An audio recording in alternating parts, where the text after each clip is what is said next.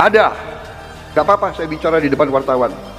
Saya katakan mereka sadar atau mereka antek asing, mereka tidak suka Indonesia bangkit, tapi kita yang akan bangkit bersama Indonesia.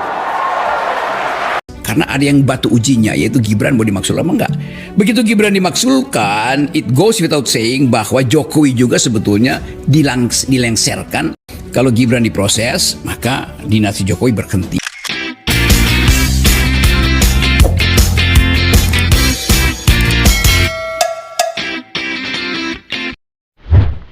Halo, assalamualaikum warahmatullahi wabarakatuh. Salam waras, salam akal sehat, dan doa terbaik untuk seluruh sobat US dimanapun berada. Guys, usaha dalam mengikis pengaruh geng Solo atau rezim Jokowi dalam pemerintahan Pak Presiden Prabowo selalu bergulir.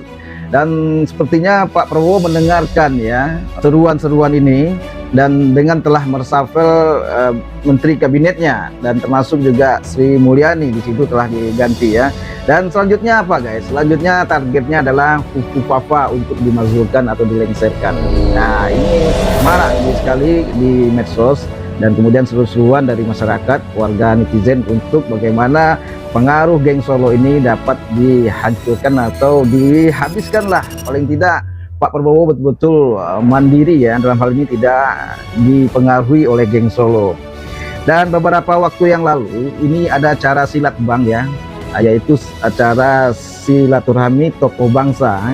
Di sana juga membahas tentang yang bertemakan adili Jokowi dan makzulkan Fufu Fafa. Nah, di situ ada hal menarik guys, di mana seorang nenek-nenek yang berusia 81 tahun, beliau ini berorasi menyemangati dan meminta pada Pak Prabowo untuk benar-benar segera membersihkan geng-geng Solo, dan juga janji-janji politik Pak Prabowo dapat dilaksanakan dengan sebaik-baiknya.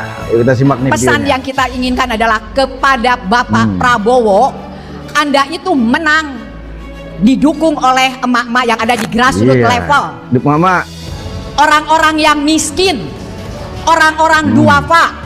Jika sekarang Pak Prabowo melupakan hal itu, dosa besar.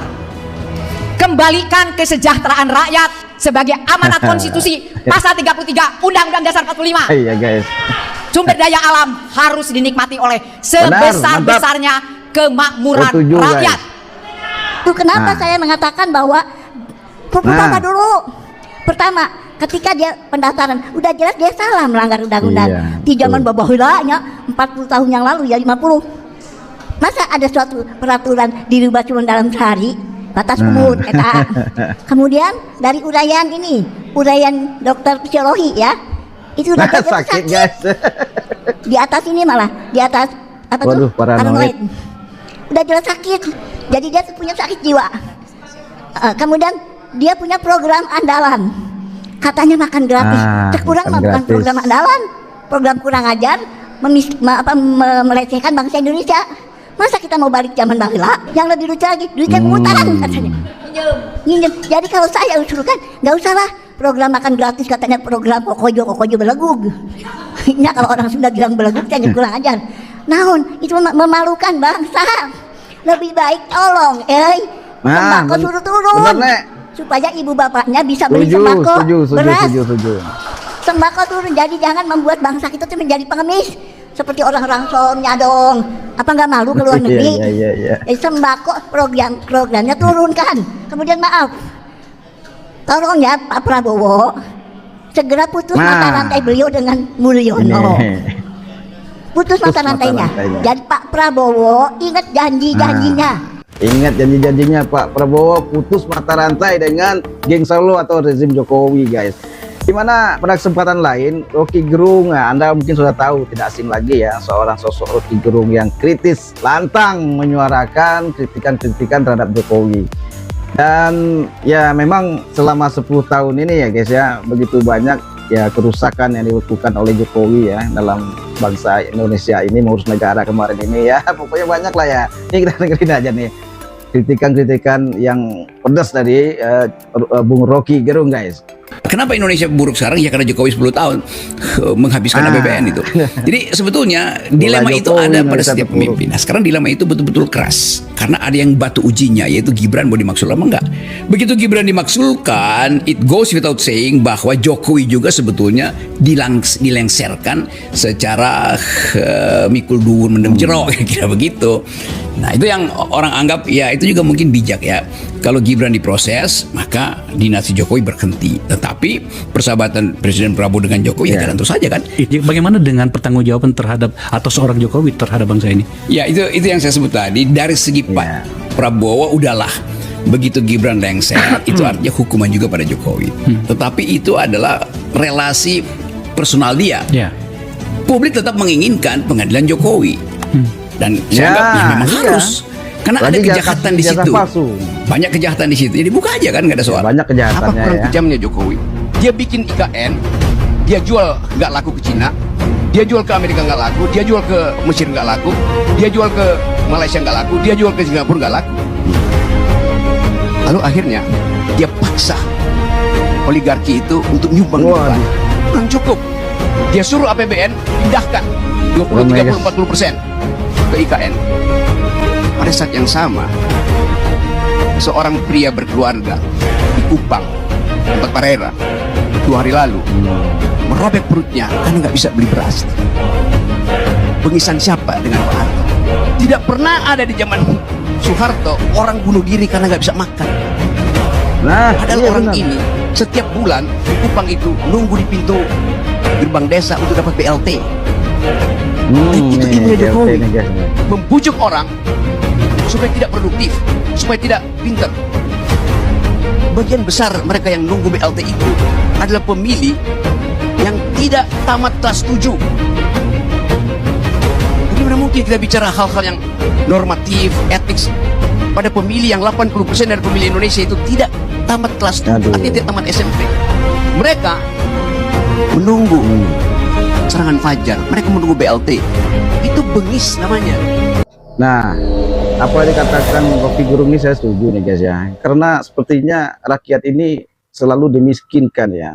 Sehingga supaya nantinya suara rakyat ini bisa dibeli. Nanti adalah menjelang pemilu itu ada bansos, ada BLT yang tidak mendidik. Saya selalu mengatakan bantuan BLT apalagi PKH segala macamnya itu tidak mendidik, mengajarkan rakyat Indonesia ini jadi pemalas.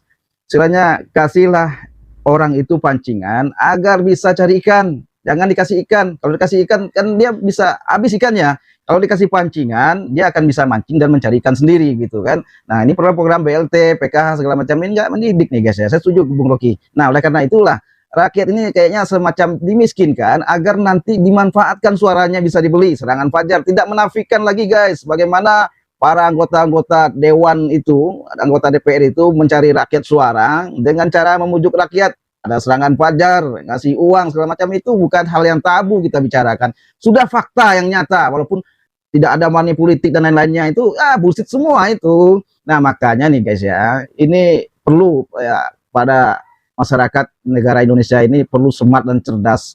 Jadi kalau rakyat selalu seperti ini adanya, dimiskinkan seperti ini ya, wallahu alam nanti ke depannya kita nggak tahu lagi nih. Lanjut Bung Rocky. Hak saya untuk dapat keadilan, hak mama untuk dapat nutrisi supaya anak-anaknya punya masa depan, tidak mengalami stunting, dibatalkan oleh Jokowi melalui proyek-proyek infrastruktur yang nggak ada gunanya. Semua upaya saya untuk bekerja dihalangi oleh Jokowi selama 10 tahun. Gak boleh jadi ini, gak boleh jadi itu. Bahkan buat ngoceh-ngoceh di TV, Rocky Gerung harus dilarang bicara di semua televisi, di semua podcast, di semua medsos. Kan itu yang dilaporin ke saya, diminta saya untuk tidak boleh bicara. Sekarang semua yang pernah minta itu, setiap ketemu saya cium tangan, saya minta maaf Pak Rocky. Gak ada soalnya. Pada waktu itu kalian masih dungu. Iya. Loh, hak orang untuk bicara disuruh pengadilan putusin Rocky Gerung tidak boleh bicara di LC, tidak boleh bicara di semua, tidak boleh diwawancara. Bagaimana otaknya itu? Tapi kita hanya bisa memaafkan orang dungu. Kedunguan itu namanya banality of evil, kedangkalan kejahatan. Kejahatan paling tinggi itu ada kedunguan. Seluruh kejahatan Megawati itu, kalaupun ada itu, dibandingkan dengan kejahatan Jokowi itu 1 juta banding 0. You percaya mana Jokowi secara moral atau Megawati? Tanya aja, reputasi Jokowi berkelahi dengan kekuasaan kapan? Ketika 98 dia lagi pimpin demonstrasi, Jokowi masih amplas-amplas meja. Tanya pada Jokowi apa yang dia tahu tentang sejarah publik. Sebutin Tan Malaka, sebutin Sultan Syarif, sebutin Nazi. Kosong pikirannya. Dan berbahaya orang yang tidak tahu sejarah masuk dalam kuasa hanya untuk membuat sejarah sendiri. Guys, bukan main ya Bung Rocky ini dengan narasi-narasinya, ya apa ya tak terbantahkan lah. Apa yang dikatakan ini ya hampir semuanya itu benar ya, fakta yang disampaikan, kritikannya itu memang terjadi. Ya memang wajar beliau mengatakan demikian gitu. Nah apalagi ini ya termasuk tadi dibahas masalah reformasi ya, semangat reformasi. Gini-gini guys, jelek-jelek begini, gua nih rakyat biasa termasuk yang ikut demo atau aktivis 98 dulu. Ya ikutlah memberikan partisipasi untuk memperjuangkan reformasi zaman itu.